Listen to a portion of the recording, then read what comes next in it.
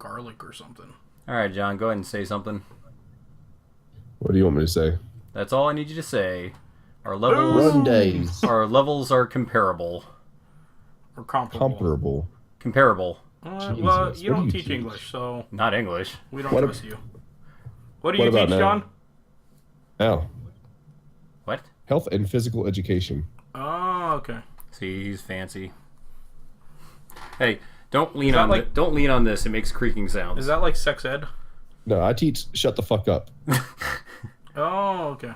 That's what I teach. All right, I'm playing this, so shut your cock holsters. No. Well, that's kind of I'll rude. fucking do what I Offensive want. adult language.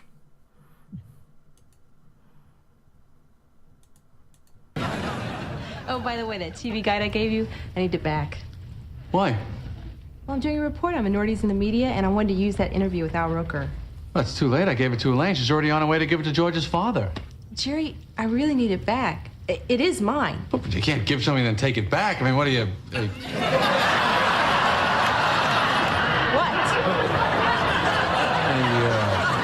A person that... A person that what? Well, a person that gives something and then they're dissatisfied and they wish they had never And- given it to the person that they originally gave it to. You mean like an Indian giver? I'm sorry, I'm not familiar with that term.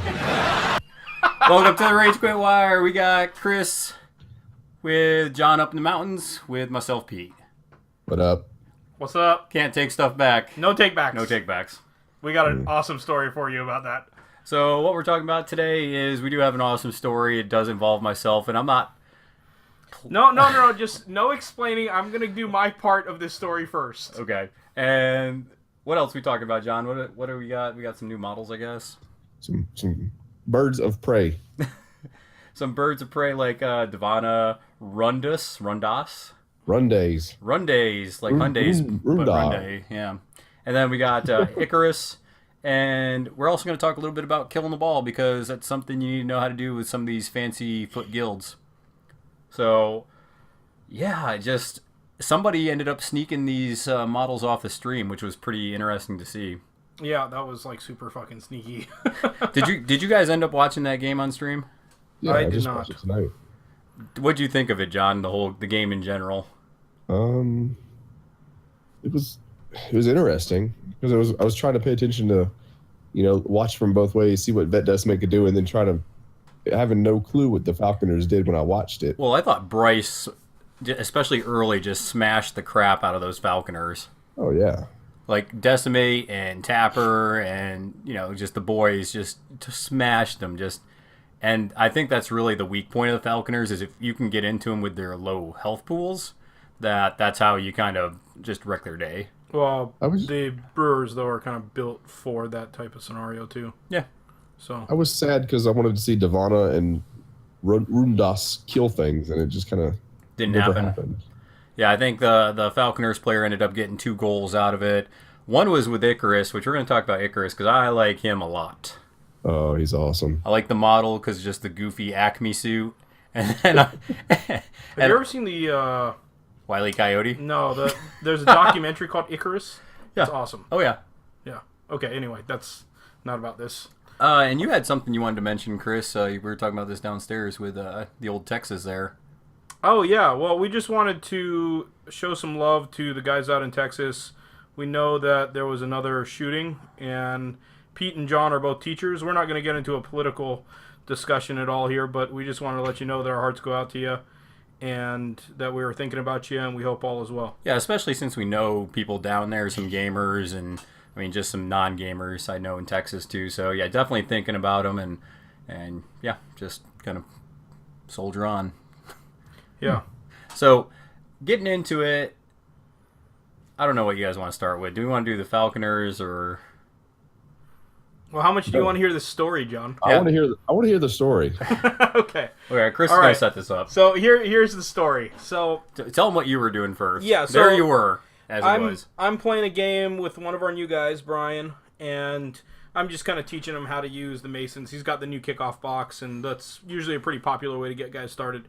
So Pete and Joe are playing at the next table over, and all of a sudden, I just start hearing this argument, and it goes something like this. I hear Pete say, are you really not going to let me take that back, man? And then Joe responds with, no, I'm not going to let you take it back. You already rolled it. You always do this. You always take things back. To which Pete responds to Joe, you know what, Joe? You're about to get full tilted right now. I'm going to fuck you up, Joe. So let's dial this back, and we'll let Pete describe what happened in this game that brought him to, I'm going to fuck you up, Joe. So there's a lot of things going on in this game. Whenever I play with Joe, it's usually a friendly game. Usually we're both trying to figure something out.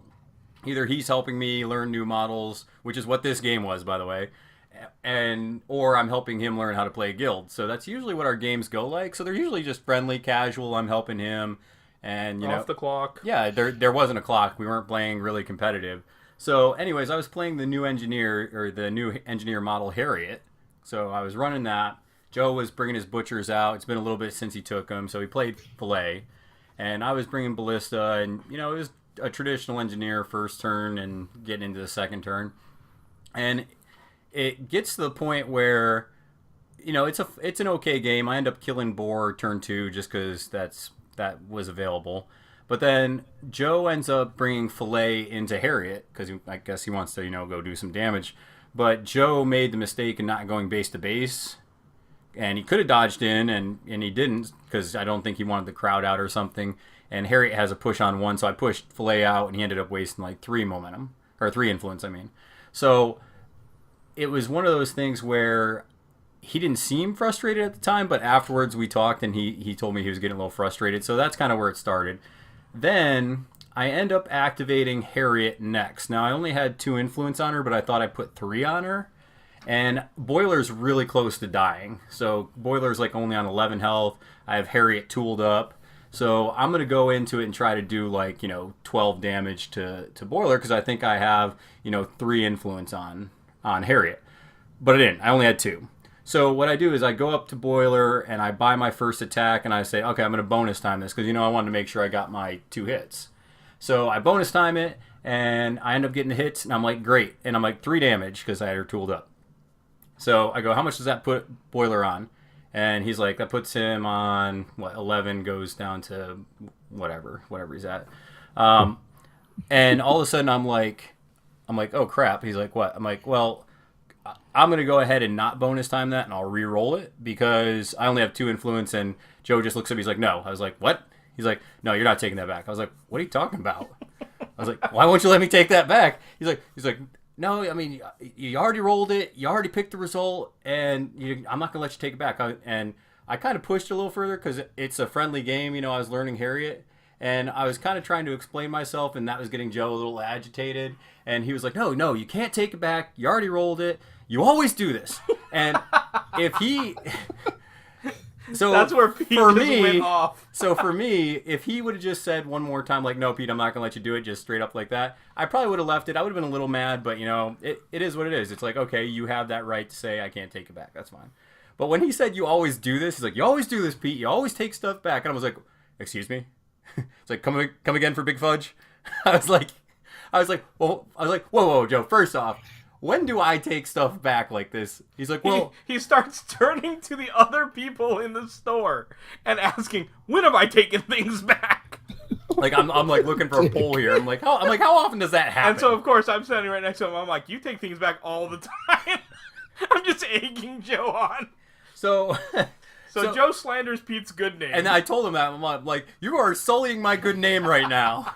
I'm like, don't you do that.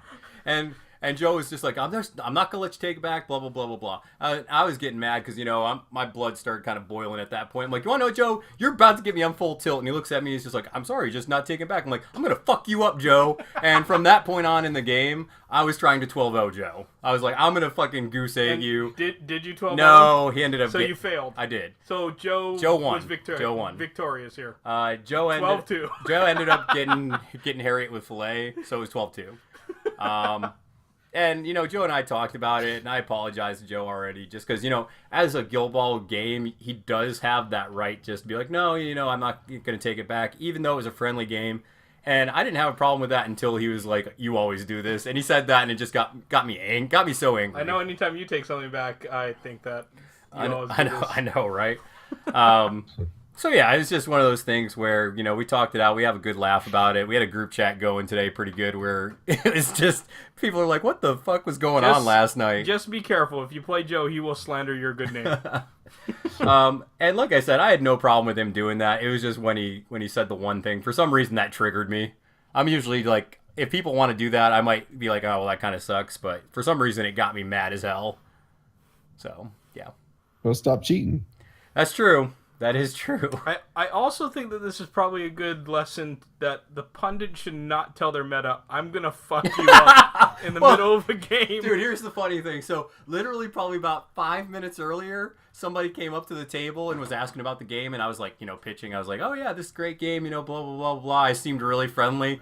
And then I hope he wasn't near the table when I told Joe I was going to fuck him up. Because then he might have been like, oh, fuck that. I'm not going to play that getting into douchebag. that game. Oh, God. That guy's awful. Meanwhile, I gave Brian a great experience. Taught him how to use all sorts of abilities, all that What's stuff. that, John? Joe will fuck you up. You don't want to fight Joe.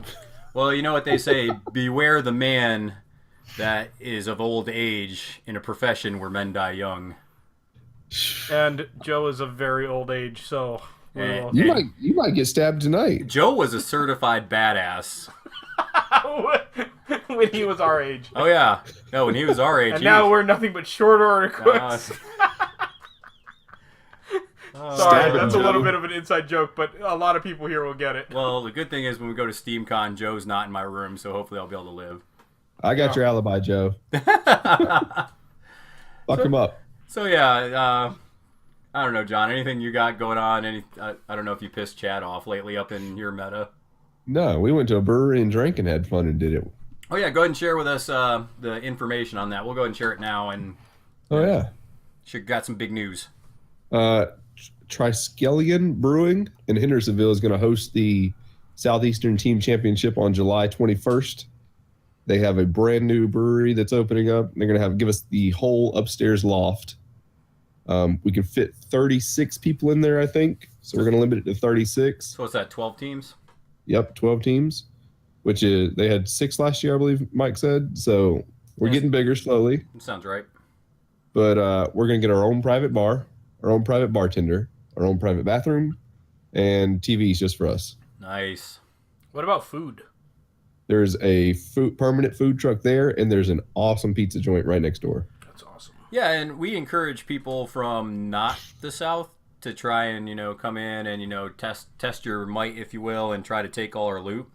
I've talked to a couple guys up in Maryland, like Jan. Jan's trying to convince the old ball and chain to let him come down with his crew to bring a team. I posted, it was funny on Twitter, I posted that, Beer City's having, the Southern Team Championship. Southeastern Team Championship? I keep wanting to say SEC or something, but anyways, so I was like, yeah, Beer City USA hosting, the STC. Wow, you're really struggling. STC. I want to say SEC so bad. So STC. STC. Okay, so anyways, we're hosting it in Beer City. All of a sudden, somebody from like Grand Rapids, Michigan was like, hey, Grand Rapids is Beer City, and we're thinking about coming down for this tournament. And I was like, dude, yeah, come on down. That'd be great. I'd love to have a Northerner come down. I still want to have Beer City, my ass. Beer City is in North Carolina, so screw off Grand Rapids. Challenge accepted. I still want to have a War of Northern Aggression tournament. Yeah, that'd be fun.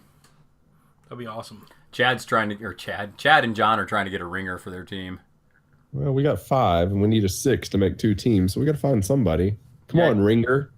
Did you actually get somebody to commit to making a team? From Asheville? Yeah. We got 5. So you got 5 that are definitely wanting to come? Yeah. Okay. Well, Chris and I are going to have our buddy Rick be on our team, so that's going to be fun. Yep. Yeah. Because John was dragging his fucking feet. Yeah, we were going to do Team Rage Quit Wire, but you fucked us. Thanks, John. I told you I wouldn't do it until I got some dice research. Well, that's fair. Anybody who's made fun of the dice research doesn't get privy to it. But there have been a few people I have shared some dice research with. Is there anybody who hasn't made fun of the dice research? Yeah, no, there are some people that have legitimately sent me messages that have said things like, "Hey, you should look at this." Is this Joe? Nope. Are these the other guys that blame their losses on dice?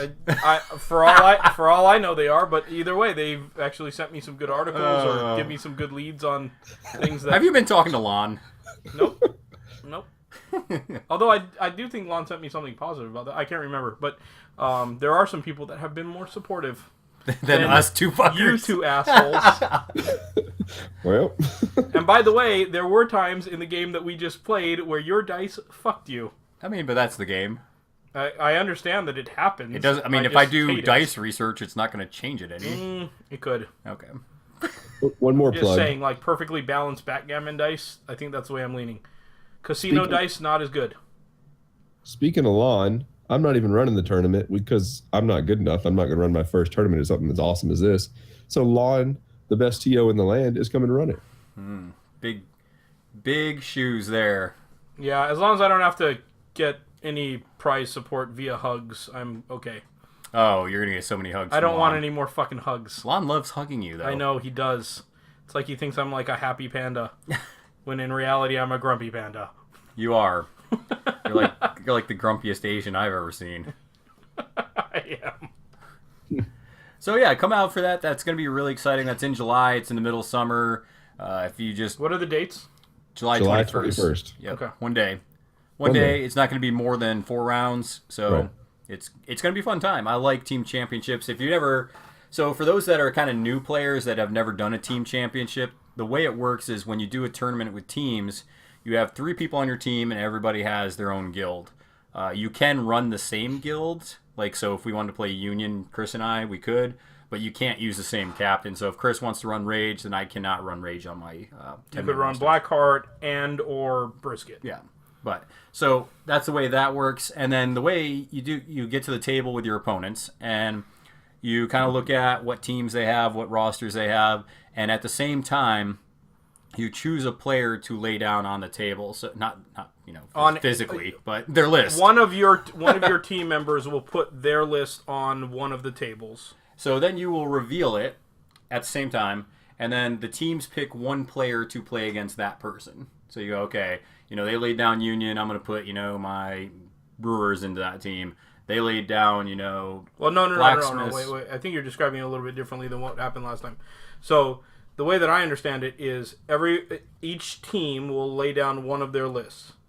Then you evaluate that with your team, and then you lay down your final 2 lists. So you will lay down one list against one of the ones that they've already laid down, so you know what it is. One that is blind with them laying down a new list, and then they will lay down on your player against the player that you've already set down. Yeah, I'm pretty sure that's essentially what I was saying. You described it as you lay down one, and then you pick one to face that one that they've laid down. Yeah. When it actually happens like simultaneously. Yeah. You're putting down the one that's blind and... Yeah, that's what I'm saying, is you basically blind pick who's going to go in the middle, the 2 people, and then, put your against the opponent you want. So you basically, it's not only just playing a tournament, but it's also, strategy on what do you want the matchups to be. And then finally, whoever wins basically best 2 out of 3, you win that round. Yeah. So it's really fun. It's interesting, and it's pretty intense. Well, and I like that it's a little bit more of like a team sport thing. Yeah. I like team sports. I've always done team sports, so Have you? I like that. Are you a team player? Yeah. Are you? Yeah, absolutely. Huh. Okay. We'll find out July 21st. What the fuck are you talking about? I feel You like always do this, Pete. I feel like last year You always do this, Pete. You always slander my good name. I feel like last year you screwed us over a couple times. What the fuck are you talking about? So last year, John, Chris said that his butchers, it was an auto win against alchemists, and this was before alchemists got nerfed. And so Chris goes in, I think I had played some very poor alchemist players previously, and that's all the experience that I had. So I was like, clearly this guild isn't very good. And he got his shit wrecked. I didn't get my shit wrecked. I just lost. But either way, he screwed me over. We played 3 rounds, and I won 2 of the 3 rounds that I was in. So did I. It wasn't like I was the one that kept us from... He was. Shut the fuck up. You're a bad team player. You throw your teammates under the bus. I do. I didn't do that to you. You did that to Joe. Even though you got fucked up when in you round played 1 Axes and Allies. Joe was fucking up the allies, okay? What is going on? Just saying. Terrible decisions. Where did we go wrong? Okay, so we got some people to talk about. John, get us going in the right direction here. Some models. Do you want to ask us about some models, John? How about those falconers? Fucking, they're just like the butchers, though. They're like this fucking paper mache army that, you know, can get lit on fire and go down in a blaze of glory. They're going to be fantastic. I don't even know what happened. All right. This is what we're gonna do. We're gonna talk about falconers. All right, good. How about that eagle? That's who you're gonna start off with is Frelsey. You know how much I love mascot goals. I'm going there. All right, well, go ahead. Well, that mascot will score some fucking goals. What does this bird even do? That mascot, it flies, and it puts the ball in the goal. And it has love creature. And it snares you. And it has assist. It does. I love it. Has some really neat abilities. So this is actually a pretty interesting model because the kick is it's 3/4 kick. Yeah, and it can move all over the fucking place. It can. Because not only can it move, and I think it's a 5/7, is that right, John? 5'9". Is it 5'9"? It is. You're lying to me. Yeah. I would never lie to you. I don't believe that at all. But so not only is it, you know, a 5'9", but also with what the hell is her name? Devana's card. She has a 4-inch dodge she can buy it, or a 5-inch dodge she can buy the bird. Up to its base move, so it is a 5-inch dodge. Yeah, so I mean the bird's definitely mobile. That helps her get it into assist range, which is great because she can do a butt ton of damage, as we'll talk in a minute. So it's definitely, and I think the model looks pretty cool too. Yeah, it's huge. That 50 millimeter base is going to 40. get into range. It's a 40 millimeter. And is going to score like crazy. It can. Well, if that mascot is within range to score, if it's within that 4 inches, it's got a 96% chance of success. Well, sure, yeah. That's awesome. That's good. Yeah. That's good. Like what other mascot has that rate of success? It just doesn't happen. Let's hear. What's the kick on Salt? Is Salt's kick a 2-4 or 3-4? I think it's a 2. Yeah, you might be right. I don't think any other mascots have a 3, but I could be wrong on that. I say, if any mascot's close to that, it's got to be Salt. Because I know Salt's just a little... Salt's a 2-4. Damn it. Yeah, so I guess that's got to be the best kick in the game for mascots. Yeah, Yeah. like I can really see this team getting a couple of goals a game and then just choosing some key spots to get 2 takeouts. Yeah, I mean, it can definitely happen. Were you going to say something, John? Yeah, speaking of goals, how about Icarus? So Icarus is probably my favorite model out of that box. So I think somebody during the live stream on Thursday was able to sneak a picture of the cards. And then they just post it right up on Gubs. Well, to be fair, it's like if they can steal it off this, video that Steamforge posted, they didn't do a good enough job hiding them cards. They did make a joke about that during the game. Did they? Yeah. Yeah. They knew it was happening. So, anyways, Icarus is really cool. I like a lot of his abilities, and I'll kind of, I guess, start by speaking to him. So, he's a good scorer. He has a 4-8 kick. So, I mean, that's welcome in any guild for sure. So, he has a tackle on 1, which is also good. He's only got a 1-inch reach. Well, a momentous tackle on 1. Yeah, which is definitely huge. And then he's got push dodge and some double dodge. A couple damage, but that's not what he's really built to do. He's got a 4-1 defense. I like that a lot. And he's a 5-7 move, so you're like, okay, well, that's great. He has a 7-inch. What's that with an 8-inch kick? You got 15-inch threat. Okay, that's not terrible. But then he has taking flight, which is one of my favorite rules. He basically, the way I picture it, is he kind of like starts getting a running start. He starts flapping his wings, and then he just starts taking off and he gains fly. So to me, the imagery of that's just freaking awesome. So he gets a 5-inch jog. What happens if he flies too close to the sun?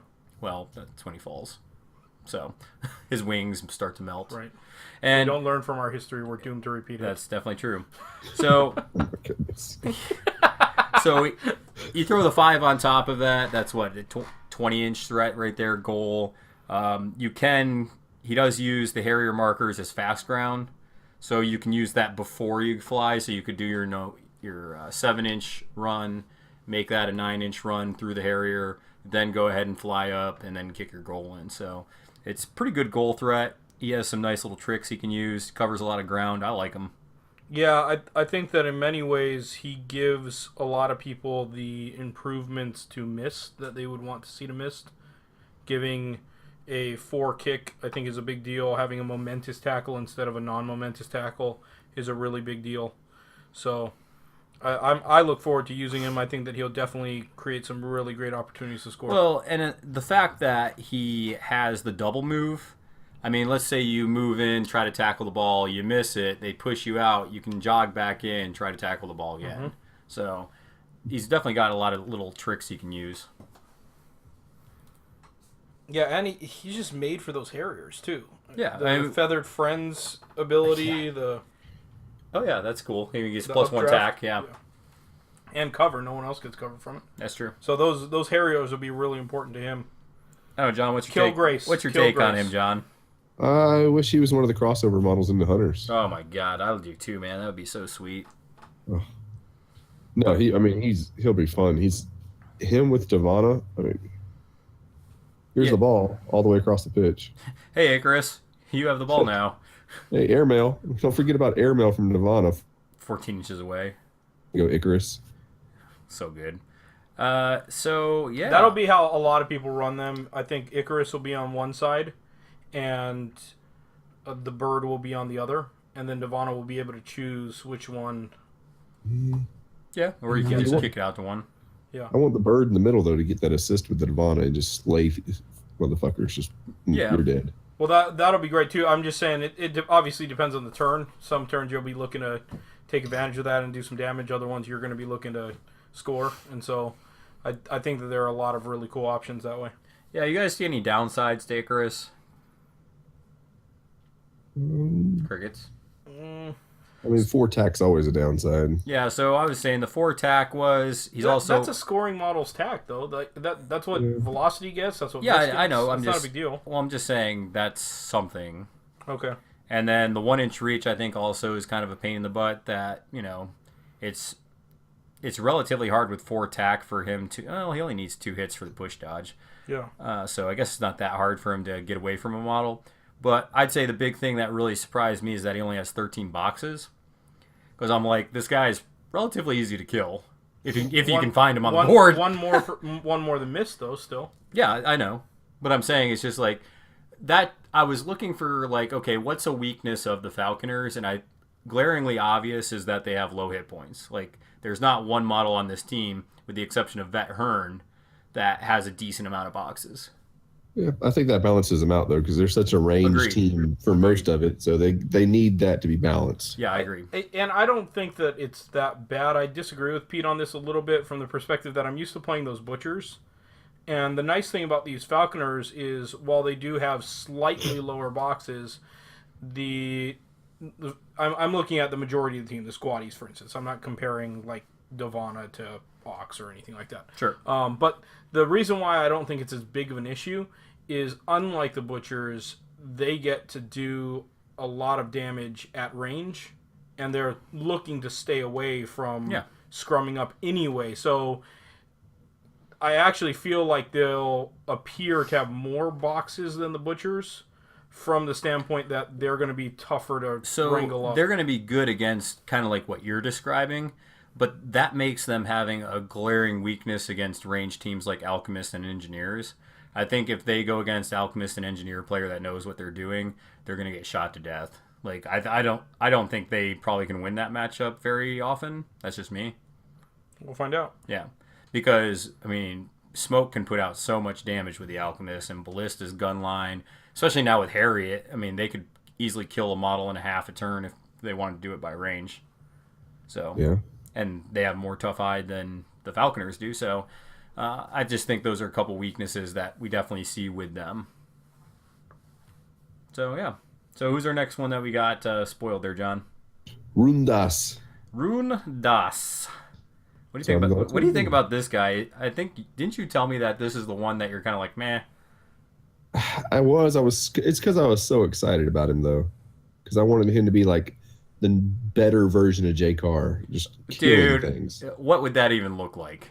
I don't know. Just more killy, more stabby. So he does only have 1-inch reach, so he's kind of like Jakar.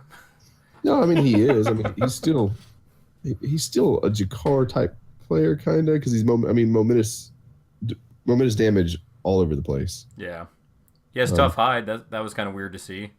Yeah, but he's a 3/1, so he better with 13 boxes, so he Yeah. better have something. Yeah. He has Shadow Like. That's kind of okay. I feel like his character traits are missing something. Like I feel like he could have benefited from like Back to the Shadows. yeah, he could have used a Back to the Shadows or something like that. He does have the Shadow Light though, so I mean he gets it on the front end. He just doesn't. Yeah, get it I on the mean, back so end. he can get himself loose or engage somebody. Yeah. Yeah, I think the thing that really is gonna, and it's how he's crafted, right? He's not supposed to be beefy and tough, but well, he kind of is with the tough hide. But I don't like that knockdown on 5. Okay. That's brutal. You'll never reach it. What were you thinking, John? I mean, if you get him in there, you better kill something because he's not going to last very long. Yeah. He has dirty knives. I mean, that's something you can throw at range for, not nothing. Yeah, and he can hit it on the playbook on, what, 6? Yeah, 6. Yeah, for momentum, but you can hit it on 2 non-momentous. The brutal part about him is because he won't reach that knockdown, you're going to go into models. He's only got a 1-inch reach, so every model is going to be able to swing back at you. So you're going to go into models. The first thing he has to do is basically drop that Harrier if he wants to do any damage, unless one happens to already be up. So you drop the Harrier, you haven't done any damage, you didn't get your knockdown, somebody counterattacks you, and you have to hope that you do fine there, but he's got a defensive 3, so they're going to get a lot of hits. I actually feel like he's the model you're going to switch out probably for Egret. Because Egret has a better kick, at least more distance. Is she have a 2.8 or 3.8 kick, John? 3. 3-8, yeah. Yeah, so I like her. She has, the poison from a distance. She does have Back to the Shadows, and she's a 4/1. So I actually like her better than Rundas. I think that's a switch out you're going to see a bunch. Yeah, I can see that. I mean, I like his pushes. You get some Harrier AoEs that are already out there, and you can push people back in for Divana. Yeah. And then put your own out. Yeah. So he just... I think he's a flex that it's like if you really don't like him, you're going to see Vet Hearn or you're going to see Egret in for him. I think he's going to be the one that gets taken out. Yeah, I think that's very likely.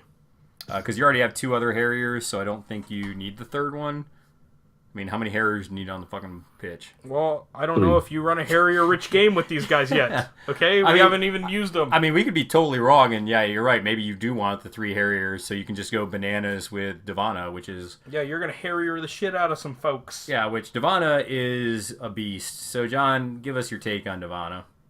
I want all 3 Harriers on the pitch, so Divana can move one over to where she needs it, have 2 overlapping there, hopefully, then move Frelsey over there, and then make 3 attacks from range with tack 11, 12, I don't know, a lot. Tack a lot. Yeah. And she does decent damage. She's doing +2 with the Harrier and Frelsey, right? So, I mean, even if you whiff and you only get 1 hit, you're doing 3 damage momentous. I wonder how she's... The tough thing will be that somebody else has to get the ball for her because that tackle's so late. Again, knockdown is basically non-existent on the back end of the playbook. That's gonna be the tough thing because everyone's looking at airmail and they're thinking, "Wow, 14 inches, you can just send it over. You don't have to roll for it. Great." But how is she gonna get the ball other than somebody passing it to her? So you're looking at not just her activation, you're looking at an activation a time before this, and then So John up in the mountains lost power. Yeah. So we'll see if living John. that mountain man life. Yeah, we'll see if John hops back on, but we'll just kind of keep pushing on until John eventually gets power, I guess. What are we going to do without that soundboard? I know, right? We are fucked. It's gonna be so sad. So, yeah, I mean that death from above is really good. Let's see here. Essentially, so she can do 2 attacks? I mean, she could do 3 attacks with the death from above if you have all 3 Harriers out there. She's going to require a little bit of finesse. I like her. I think that it'll be a lot of fun having her, but it's going to require a little bit of finesse to use her. And that's to be expected with these minor guilds. I think that all of them are going to require a skilled hand. I don't think that they're really guilds to start your experience with. Yeah. Yeah, I mean, because the thing is, if you mess up the positioning, like we said, with those hitboxes, you're just going to get wrecked. And if you watch the game between the Steamforge guys, that's exactly what happened. Is early on, the Brewer player ended up getting like up 7-4, and John's just beeping in just because. Apparently, it's storming like a motherfucker up in North Carolina. Well, it's been storming here. So I mean, it hasn't been that bad though. But here's the thing: you keep ripping on these hitboxes, but Devana is a 4/1. She's got 16 hitboxes, so she's got more than. And we keep referring to butchers because they're a high damage output team, like what a lot of people are expecting the Falconers to be. If you look at that, I would rather have the 4/1 armor and 16 hitboxes than Ox's 3/1 and 19 hitboxes. And I'd rather have it than the 14 hitboxes and 5 defense that Fillet's got. I actually don't see a big problem here, and Devon is able to get more work done from a distance. So I really think that this hitbox concern, and I hear this not only from the two of you, but also from others around the interweb, I think that it's not as large of a concern as people are thinking, especially if you're managing the distances correctly. Well, I mean, I think it is a concern. I mean, you can say, like, yeah, she'll probably be okay in most situations. But the rest of the team is, like I said, is like paper mache. It's just, like, you look at, let's see here, the Athena chick with the owl, she's pretty easy to kill. You have the 10 hit point guy, he's really easy to kill. And now you have the flyer, and you have Rundas, whatever, and also really easy to kill. I just don't think that they're as easy as you're portraying them. I think that they have a little bit, slightly less boxes, but I'm kind of used to that. I mean, I'm used to playing those butchers where they don't have a ton of boxes and they're hittable. So I'm just not seeing that concern, and maybe it's because my perspective is developed from an experience with the butchers, but I just don't have a lot of concerns there. I mean, think I'll keep them away unless I specifically have a plan for going in there. That's fine, but you're saying like, oh, I'm not that worried about it. But you look at, I'm going to use Pelage as an example. So I was playing against who was it? What was the guild? That was Blacksmith. I was playing against Blacksmith, and I was playing with Pelage, and I basically got charged by Cinder, and I got hit once with a flame belch or whatever the hell it is, so I took damage there. And Cinder had enough to charge me. She charges in, I even defensive stanced to get up to 6. He ended up spiking on it, doing a crap ton of damage, and dropped her in one swing. And that's the same thing with these Falconers that, yeah, you're right, they're trying to stay at a distance. Yeah, you're right. They have decent defensive stats. But the problem is that on a spike or with the right tool setup, knockdown, whatever, they're going to die. Sure, but that's not abnormal for a lot of these teams that are high damage output teams. I mean, you're looking at it from your butcher goggles. Sure. I'm talking about normal. I've already said that. You're not. But that's what I'm saying. I think that they have more tools than the butchers. I think that they have better ranged attack than the butchers. So I think that as far as a team that wants to deal damage, they are an upgrade. Yeah, but I think that the butchers have more tools to help them survive in certain situations. But fewer tools to score. I mean, they can score okay. It's taken me a long time to develop my scoring game with the butchers. I mean, but same thing with, we see good butcher players where, they develop that scoring game because you need to take it. I think it's just, they're going to be good, the Falconers. I just think that that's their big weakness, especially, like I said, those range teams like Engineers and Alchemists, I think are just going to outrange them because their character plays are a little bit longer, most of them. See, I think that their big weakness is the late knockdowns. I think is a huge weakness. Yeah, but there's an early knockdown on the Athena chick. She has it on 2. That's one of the few. Yeah, I mean, you just need one really good knockdown on your team. You don't need them everywhere. You do. Every single model. Wow. I need them to have a momentous knockdown on one. I mean, I think about the game we just played. I didn't see you knock hardly anybody down, if anybody. Yeah, I was also playing Vet Rage. So that He's also, knocked down 3. that pretty impacts things a little bit. Pretty good. You want knockdowns. Deal lots of damage. You want knockdowns. So, I think we're going to keep pushing through with John. I was like, do you want to record tomorrow? And he's like, I plan on getting drunk tomorrow. I'll be gone tomorrow. Gone tomorrow. Well, I just have stuff going on in the evening. Oh, fair enough. All right, so we got Icarus, we got Rundas. What else do you like about Nirvana? Just some other things that she does. The airmail is totally neat. The fact that she's able to call over Frelsey is going to be a big deal.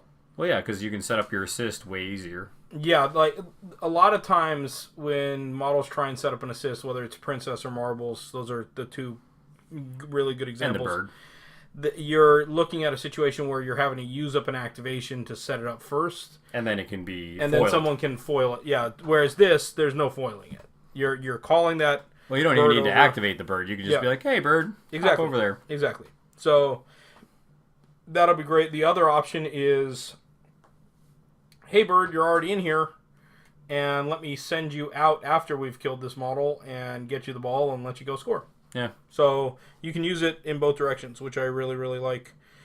I think the legendary play will be useful. They're, getting condition. This Hey, doesn't. just take 3 damage. Well, and more importantly, so here's the two things.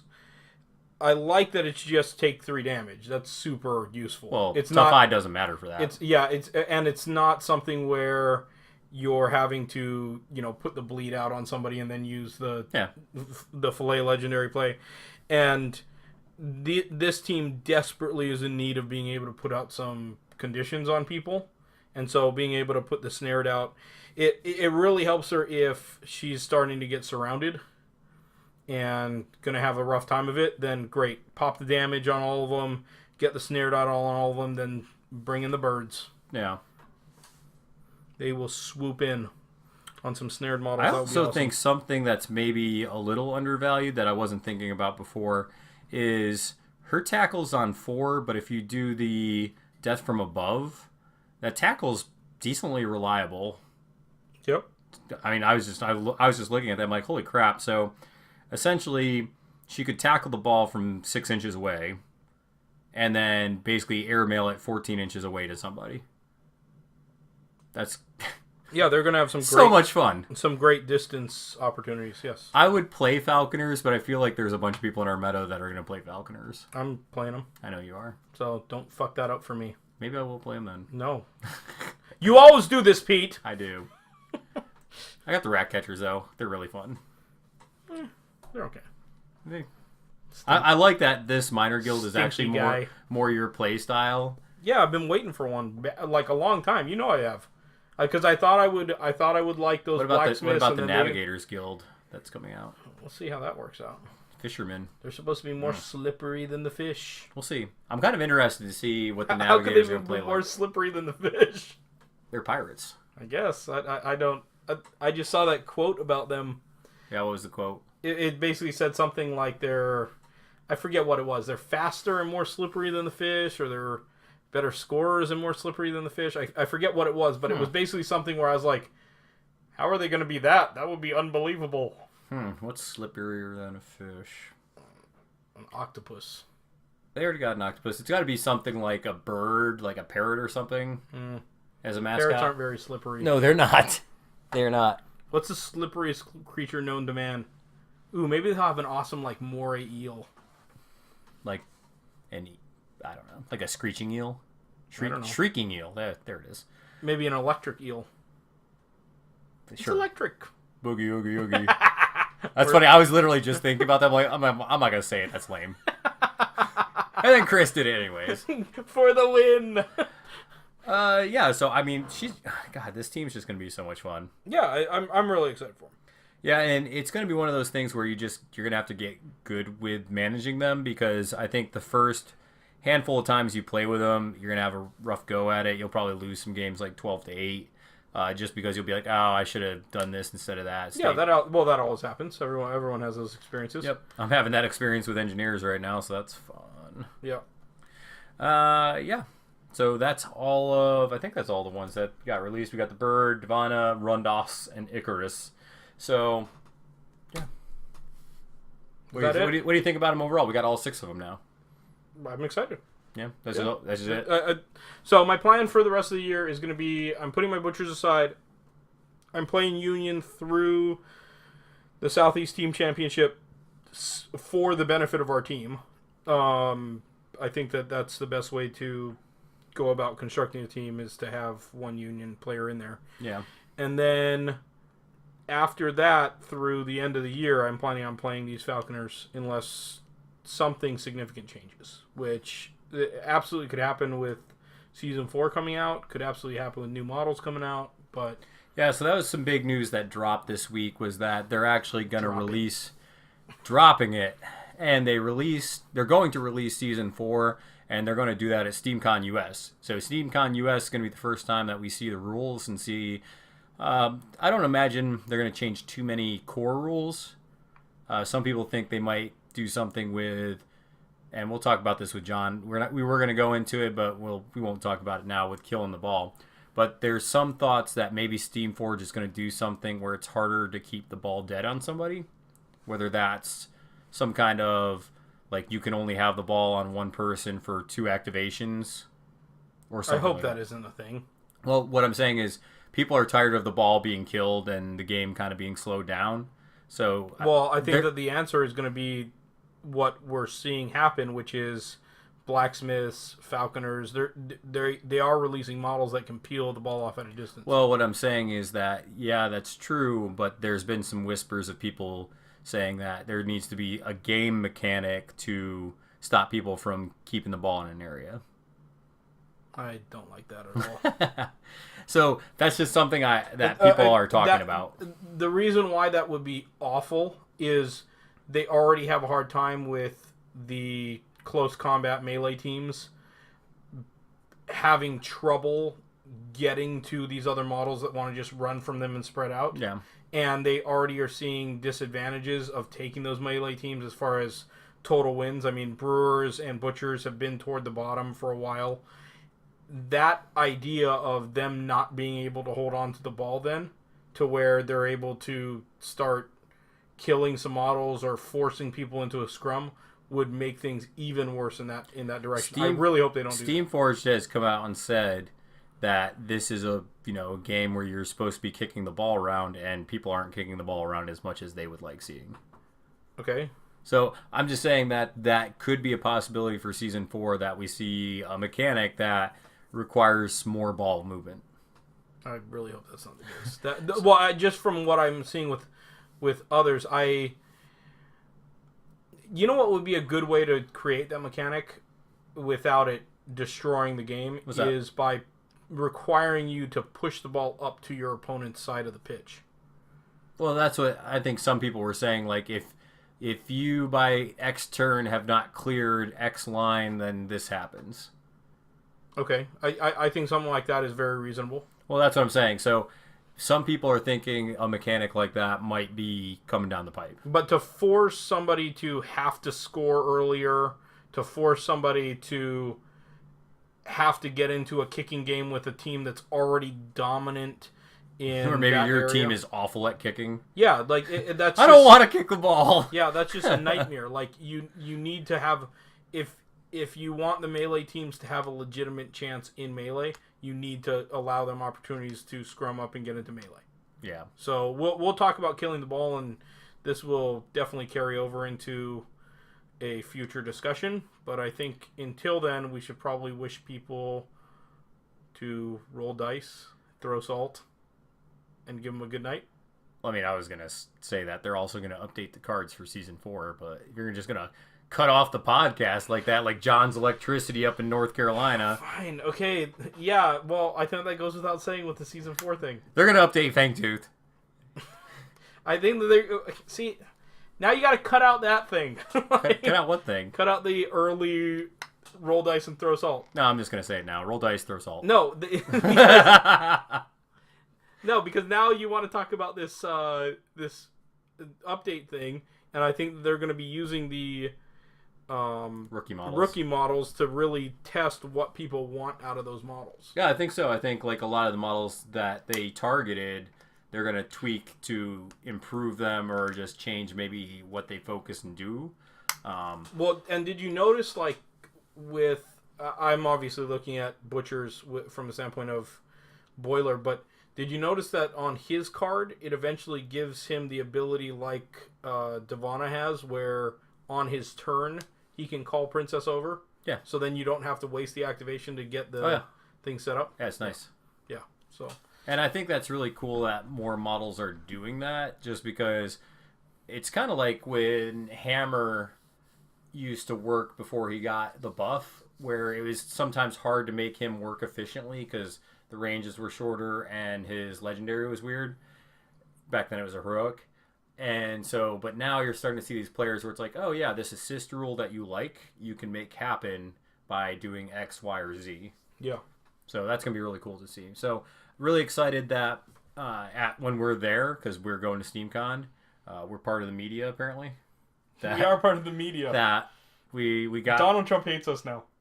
Yep. We're part of the media. Hashtag fake news. We are fake news. So it's going to be exciting. We're excited to go to SteamCon. We're getting the hotels ready. We are going to stay on site just because I like being able to have a couple drinks and walk around and play games all day and evening. And I am planning out a room with people that aren't going to have a problem with me snoring. Hey, I snore too, brother. I know. So, way to go, Hulk Hogan.